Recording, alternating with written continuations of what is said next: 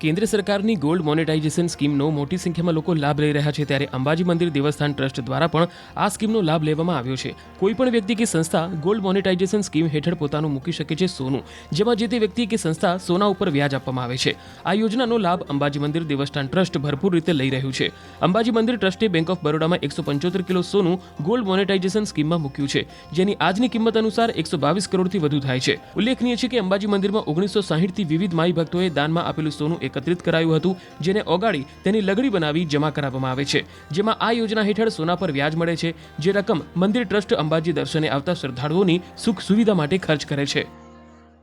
માઈ ભક્તો દ્વારા અંબે માના ચરણોમાં જે ભેટ સ્વરૂપે સોનું દાગીના સ્વરૂપે અથવા તો અલગ સ્વરૂપે દાગીના સ્વરૂપે ચડાવવામાં આવે છે કે લગડી સ્વરૂપે આપવામાં આવે છે ભેટ, એ સોનું દર વર્ષે આપણે એનું ઓડિટ કરાવી, વેલ્યુએશન કરાવી અને બાદમાં એની શુદ્ધતાની ખાતરી કર્યા બાદ આપણે એને રાષ્ટ્રીયકૃત બેંકમાં એનું ગોલ્ડ મોનેટાઇઝેશન સ્કીમમાં આપણે એને મૂકીએ છીએ. આ પરંપરા છે આપણે ત્યાં.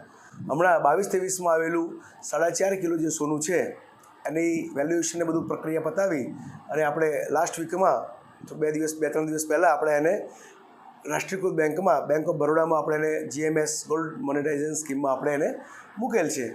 એના કારણે આપણે એના જે સ્કીમ છે એમાં એ જે સોનું મૂકીને આપણને ઇન્ટરેસ્ટ મળતું હોય છે મંદિર ટ્રસ્ટને, જે મંદિરના વિકાસ કાર્યમાં ઉપયોગી થાય છે અને આપણું સોનું અકબંધ રહે છે અને સોનાનો જે ભાવ તફાવત હોય ભવિષ્યમાં એ પણ આપણને પાકતી મુદતે મળતો હોય છે. તો આ રીતે બેવડો લાભ થતો હોય છે. એટલે આપણે આ માનનીય કલેક્ટર સાહેબની સંમતિ લઈ, ટ્રસ્ટની સંમતિ લઈ, ચેરમેન સાહેબની સંમતિ લઈ અને આ રીતે આપણે કરીએ છીએ. મંદિર ટ્રસ્ટમાં આપણે કુલ આ પહેલાં આપણે 171 કિલો જેટલું ગોલ્ડ આપણે ગોલ્ડ મોનેટાઇઝેશન સ્કીમમાં મૂકેલું છે અને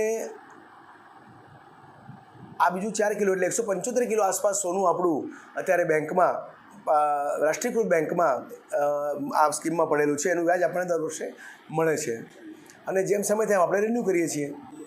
ચાંદીમાં સિલ્વરમાં આપણી પાસે લગભગ આપણે સિલ્વરનું જે મોનેટાઇઝેશન કરાવ્યું નથી પણ લગભગ 5500થી 6000 કિલો ચાંદી આપણી પાસે અત્યારે છે અને એના રેકોર્ડ ઉપર, અને ભૌતિક જથ્થો ટૂંક સમયમાં આપણે એનું વેલ્યુએશન કરાવી અને આપણે એનું આગળનું કામ આપણે કરવાના છીએ અને એ કામ લગભગ 15 દિવસમાં આપણે પૂર્ણ કરીશું.